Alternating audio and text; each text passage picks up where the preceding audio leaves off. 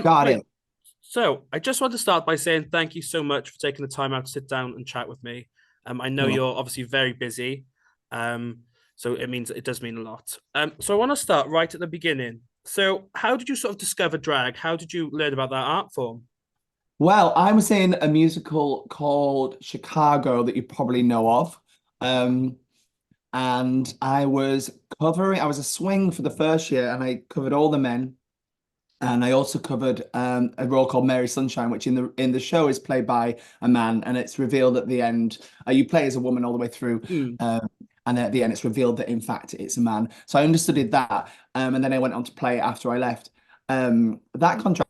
So in that process, I learned how to do drag, as it were, mm. how to be passable. Um, I mean, I look back at pictures now. I mean, it's 14 years ago, and it's interesting. Um, but yeah, the whole process of creating different shape of the face, how to move, how to stand, how to speak, the song that Mary sing, all the songs that Mary sing, always involved with this really quite high countertenor. Mm, So for those who don't know what that means, it's like almost like a soprano-y sound.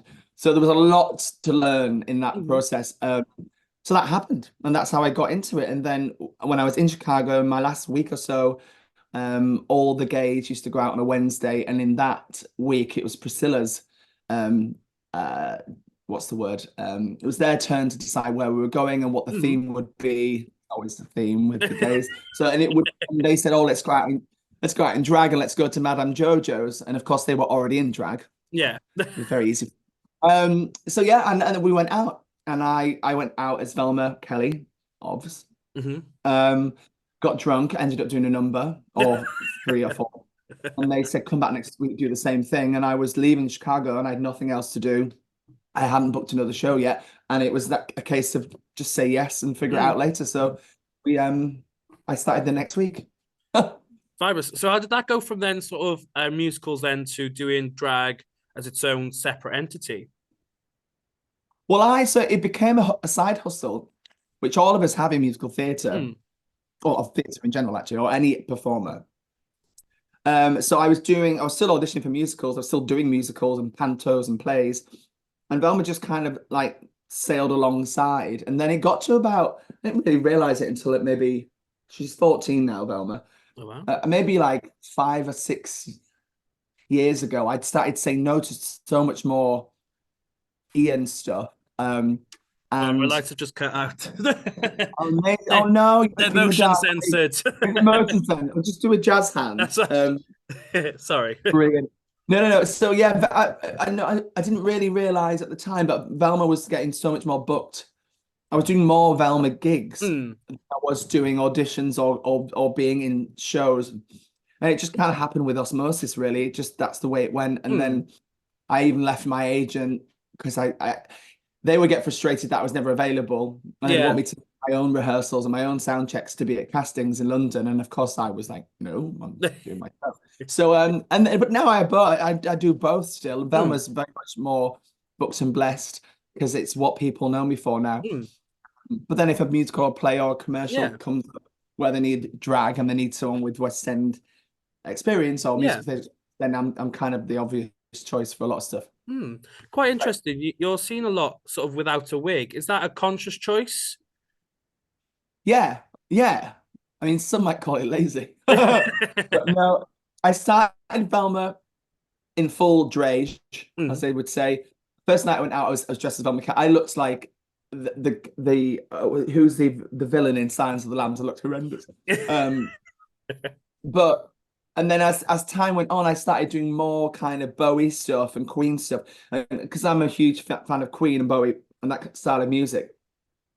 That kind of androgyny Mm. of Bowie, but also seeing kind of gay icons, songs within Yeah. my show. And then I was like, well, I need to wear a wig. Because although Freddie wasn't in drag, would he wear a wig? So I just kind of just happened. I feel really comfortable being on that kind of Eddie Izzard end of Mm. drag where it's like it doesn't really have a gender. It's kind of Yeah, androgynous, really. in the middle. Fantastic. And Yeah. suppose then going from there, then you've entered Castellana. So for those who Yeah. don't know, what is Castellana? Castellana is my WhatsApp's on my desktop. Get off. Castellana is a variety show. So it's circus, burlesque, drag, there's gymnasts, there's roller skaters, there's all sorts of stuff going on. But it's a variety show, which I come from on the scene in London. I started off at JoJo's, and then I started getting booked on the kind of cabaret scene. And then I was in a variety show for years at Café de Paris, which is sadly now owned by kind of like squeaky clean Ibiza company. It's all very clubby. It's all got a bit weird. Anyway, but Café de Paris was the holy grail of cabaret and variety since forever. I mean, it survived the Blitz, didn't survive the pandemic. Weird. But I was always on that scene, so it'd just be a mismatch of the most random acts put together and thrown together. And the glue, of course, is the host. Yeah. And back then, when I was doing cafe at the beginning, I was just the singing act. I would always come on at the end, Act 1 and end of Act 2, and just kind of over sing. And then I started hosting more. So when this came up, I was approached to do it, to be in it. And in one of the first meetings, they said, "Oh, do you know anyone on the variety scene, like burlesque and circus?" I was like, "Yes, that's literally everyone." Yeah. It's in my what. And I said, "Give me a week, I'll come back." And that was the first year last year, and I just had all these options. And they were like, "How?" But it's because I've been in that world for so long. You find such really cool individual acts with their own pieces, and then you just throw them all together. And I just say stupid things, swear a bit, and belt in between. So what was the sort of rehearsal process for the show like then? Because obviously you've got people who are miles in the air, you've got burlesque before. What was that rehearsal coming together, that gel process like?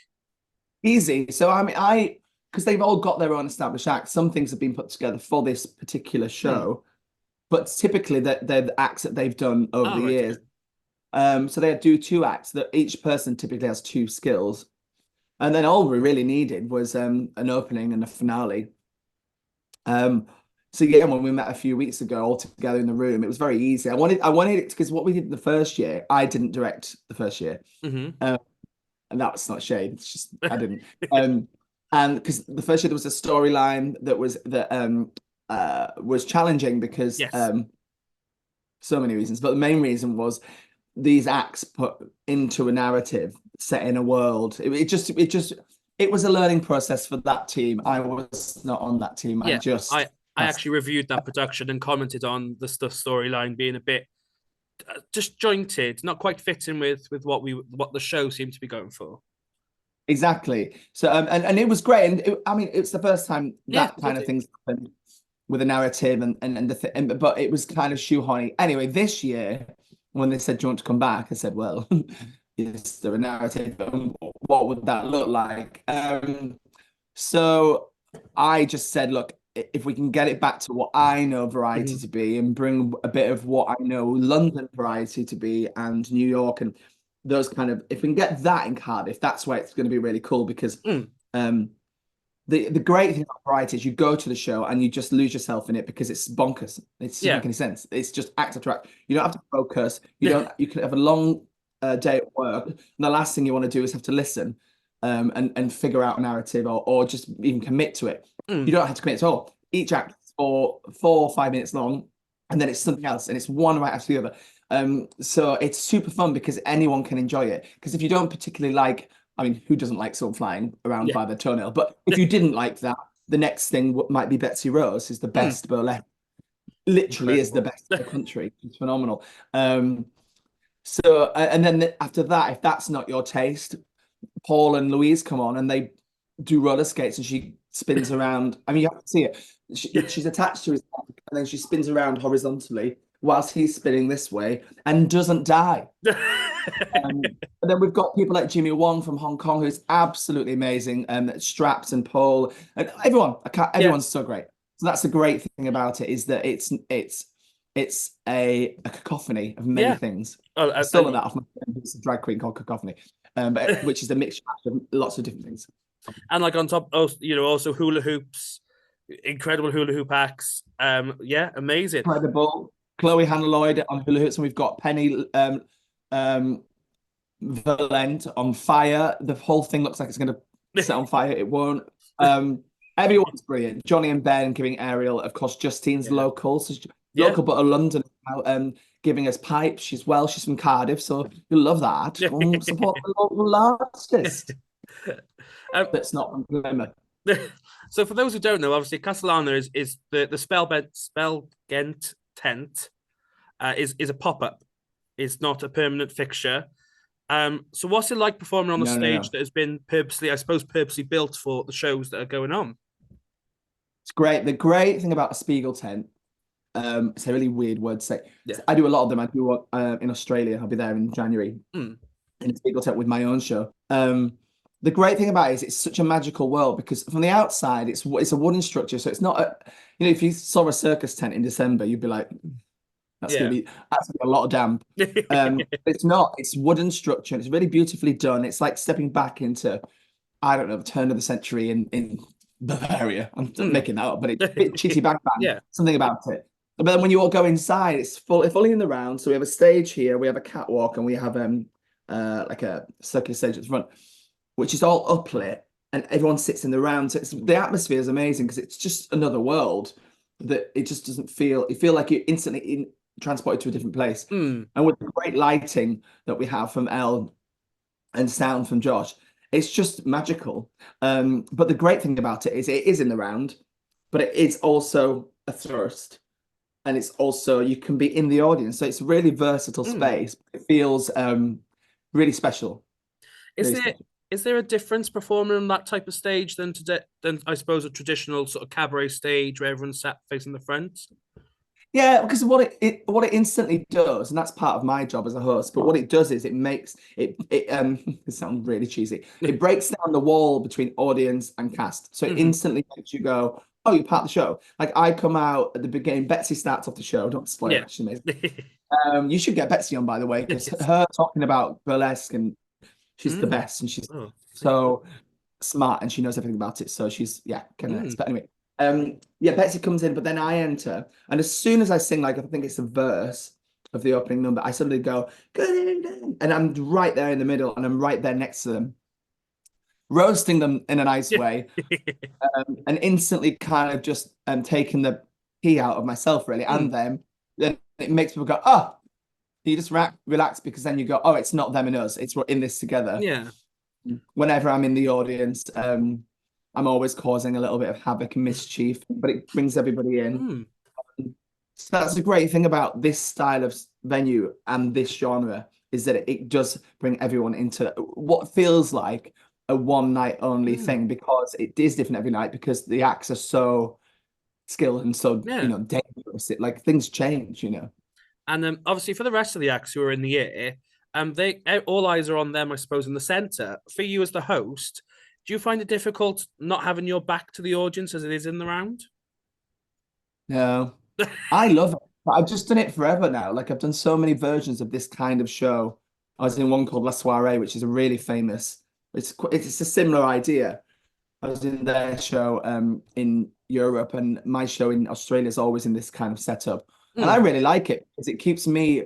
A lot of my best work is when I'm completely off the cuff, Mm. which means that if you suddenly turn around, there's not a front. So it's great because you just go, oh, well, it is easy to take the mickey out of Yeah. Bob and then look that way and then go, oh, Jesus. There's more than one Mm. front. Totally. Well, it's almost like there's more audiences because you've got different pockets Yeah. of people.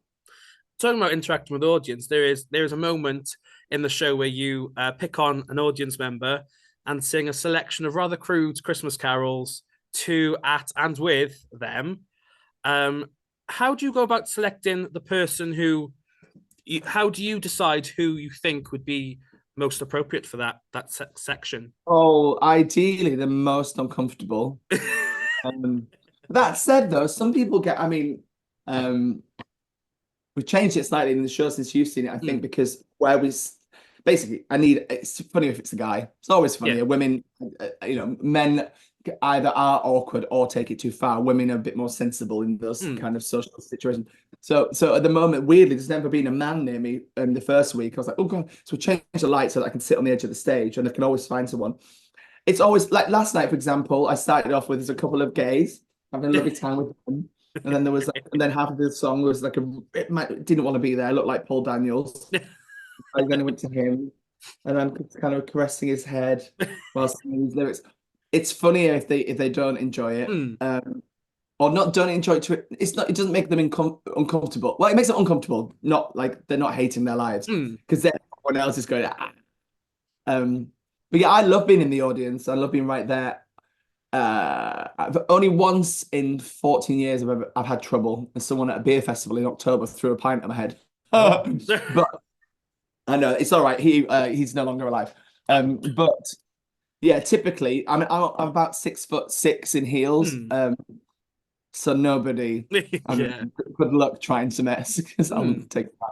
But it's always done with love, and it's always done with respect and just silliness, Mm. really. And obviously, having done the show for however many years, last year and now this year, doing multiple times, do you still get sort of mesmerized by the acts? Because you are in there Yeah. watching the performances. Do you still kind of stand there and go, "Whoa"? Yeah, well, part of my job as well is, and it wasn't last year. I picked the acts. I didn't direct or write the script last year. This year, they said would I direct and stage it, and I said yes because it's an easy one for me to do. I know this world inside out, Mm. but I also cast it again this year. So we wanted it to be completely new. That's why, yeah, there's nobody here from Castellana 2022, because we wanted people to come back, Yeah. obviously. And I love it, but I mean, I chose them for a reason. Betsy's a really good friend of mine, but she is also the best in the business. I never tire of watching her. I watch her Mm. every night. She does two solo acts, but she also we do a duet, and I just sit in awe. But then, yeah, all of them. And the thing about this kind of long run, which is quite long for variety, you don't Mm. often get a chance to do these kind of runs, is that the acts change and develop. So, and they just get stronger because they're doing the same act with the same team every night. Whereas in London or wherever, on any given Saturday night, you could have 5 gigs. Mm. So Ben Brown might be wandering around London with his hoop, and it gets winded up, and he's there. Uh, each gig would be completely different. Whereas here we get the luxury of having the same Mm. winch, lovely Dave doing the winch, the team's the same, so you can really kind of fine tune the Mm. act. Like Jimmy Wong's another example. He's unbelievable. Retrained in circus recently. He's a Oh. dancer. And I watch his numbers every night, and they just get better and better because it's so Mm. the competition helps it just Mm. fine. You said about obviously staging it this year. Yeah. How did that process? Because obviously some of these more, I suppose, aerial based skills would not be something you're experiencing. So do they come to you and say, "I need this XYZ," and that's your responsibility to make sure that is in place? How does that process For, work? for their act, Yeah. well, they know exactly what they need. So it's very technical. Johnny and Ben, they do an act where they're in a net, an Hmm. aerial net. Um, but then Ben also does aerial hoop. It's very specific things, and that's the thing that takes most time when rehearsing this kind of show. We're on an electric winch this year. Last year we're on a belay, so someone will be actually Yeah. doing this. Which 8 shows a week at Christmas is not the one. But this year it's electric, so it's literally a little joystick, almost like on a Sega Mega Drive. It lifts up. So really, it's about getting the timing, getting the artist. They tell Dave, right, on this bit I need to go up by a meter. This bit I need to go up by another Right. 3 foot, and then I come back down to the floor. But then this goes up fast, but this one goes up. So it takes a while. It Hmm. takes probably a few hours per act to get it right. But it's very specific, and it's a lot. I mean, the first year, because we had this script, um, and I was changing winches and changing things all the time. It Hmm. became it was just too much Yeah. because it was too much for me. Like if I went down, I actually had to leave the show early because my eye got really infected. And when I left the show, of course, then it was a case of, oh my God, what Yeah. does he do the show? Because I was doing the script, I was pushing the narrative, I was singing a song whilst clipping someone in. Whereas this year, it's very much like, who do that? You Yeah. do that. I don't want to touch anything Yeah. because if I go down, the ship goes down. So it's very much the crew do that. The acts themselves get involved with that as well. But it's a real team. Like Dave Hmm. on the bench is sat there, but then from the tech rehearsals up until probably still now, actually, the other acts will just sit there as well and just be like, oh, we need to go up a little bit more. He needs to come down a bit Hmm. more until they get it exactly Yeah. right. It's a Oh. lot to learn. It's a big responsibility for the crew to Totally. show up like a time. So I suppose that coming to the end of the interview, I suppose what's next for you? What's next for the show? Where can people get tickets? Tickets, seedtickets.com, but if you just Google Castellana, Hmm. it'll come up straight away. It comes up with seed tickets. So we've got a show tonight on Wednesday, Thursday. We've got a matinee Saturday. And then next week it goes all the way up to Christmas Eve. So it's Tuesday through Christmas Eve. There's a 5:30 show. I leave on the 22nd because Mm. I had some NAs. So the lovely Justine, and she did it this Saturday as well. She steps up and becomes the host. So she does her own songs, her Welsh classics, and then she'll do my job. So if you've been to the show and seen me, come back and see Justine. Mm. That's next Saturday, Sunday.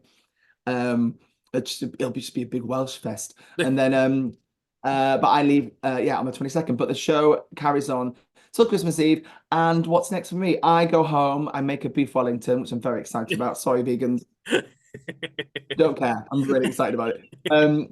And I have Christmas off. I go on holiday in January to Thailand, and then I go to Australia on tour with my show.